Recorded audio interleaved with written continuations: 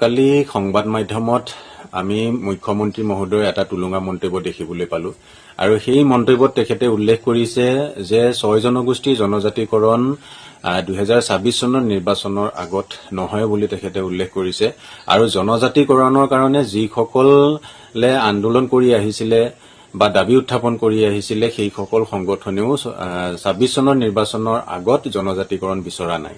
এতিয়া আমি স্পষ্টভাৱে খুদিব বিচাৰিছো মুখ্যমন্ত্ৰী মহোদয়ক কোনটো জাতীয় সংগঠনে জনজাতীয় সংগঠনে 2026 চনৰ নিৰ্বাচনৰ আগত জনজাতিকৰণ নালাগে বা নহয় বুলি উল্লেখ কৰিছে সেই সংগঠনটোৰ নাম আপুনি স্পষ্টভাৱে উল্লেখ কৰক।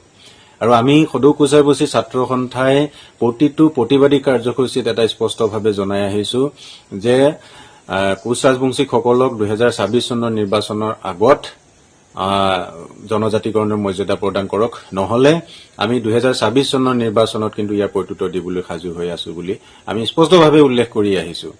আৰু যোৱা 29 নৱেম্বৰ তাৰিখে যিখন প্ৰতিবেদন অসম বিধানসভাত দাখিল কৰিলে সেইখন প্ৰতিবেদনৰ জৰিয়তে অসমৰ কোচ ৰাজবংশীসকলক দুটা ভাগত বিভক্ত কৰা হৈছে, এফালে এছটিপি এফালে এছটিভি নামাকৰণৰে। গতিকে আমাৰ এটা স্পষ্ট দাবী আছিল যে one state one category one tribe only STP.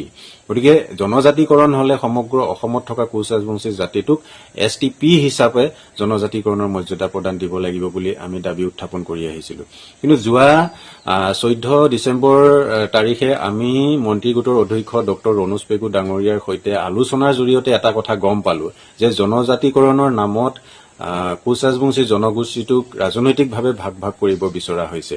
আৰু অধ্যক্ষ মহোদয়ে এটা কথা উল্লেখ কৰিছে যে জনজাতিকৰণৰ গোটেই বিষয়টো কেন্দ্ৰীয় চৰকাৰৰ বিবেচনাধীনত আছে।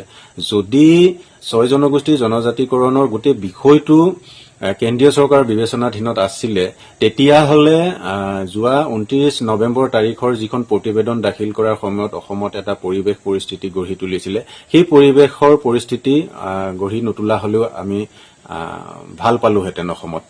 কিন্তু তথাপি আমি আশা কৰিছিলো যে এই প্ৰতিবেদন কেন্দ্ৰলৈ অসম চৰকাৰে পঠিয়াব আৰু যোৱা চলিত যিখন লোকসভা অধিৱেশন চলি আছিল সেই লোকসভা অধিৱেশনতে এই বিলখন উত্থাপন হ'ব। আৰু আমি এটা আশাৰ ৰেঙনি দেখিছিলো যে এই বিলখনৰ জৰিয়তে আমাৰ যিখিনি দাবী উত্থাপন কৰা হৈছে এই দাবীসমূহ পূৰণ হ'ব। কিন্তু যোৱা 19 তাৰিখে লোকসভা অধিৱেশন শেষ হৈ গ'ল, অসমৰ পৰা সেই প্ৰতিবেদন কেন্দ্ৰীয় চৰকাৰলৈ গৈ নাপালে আৰু সেইখন প্ৰতিবেদন সদনত উত্থাপন নহল। গতিকে ইয়াৰ পৰা এটা কথা স্পষ্ট হৈ পৰিছে যে 6 জনগোষ্ঠীৰ জনজাতিকৰণৰ ক্ষেত্ৰত অসমৰ 6 জনগোষ্ঠীত আকৌ এবাৰ বিজেপি চৰকাৰে তথা অসম চৰকাৰে প্ৰবঞ্চনা আৰু প্ৰতাৰণা কৰিলে। গতিকে এইখন চৰকাৰ যে এখন মিছলীয়া চৰকাৰ সেইটো প্ৰমাণিত হৈছে। বিজেপি চৰকাৰৰ যে অসমৰ 6 জনগোষ্ঠীক জনজাতিকৰণৰ মৰ্যাদা প্ৰদান কৰাৰ ক্ষেত্ৰত সদিচ্ছা নাই এই কথা এতিয়া স্পষ্টভাৱে উল্লেখ হৈ পৰিছে।